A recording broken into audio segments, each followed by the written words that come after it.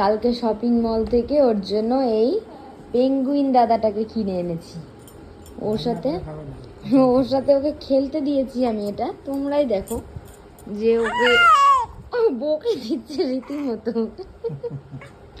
এই নাও পেঙ্গুইন দাদার সাথে কি করছো সবাইকে দেখিয়ে দাও। পেঙ্গুইন ধরাও তো। পেঙ্গুইন দাদাটাকে ধরে ডাইরেক্ট একদম ঘপ করে মুখে। হাতটা ধরিয়ে দাও। এই দাও। তাই না, চাটছে।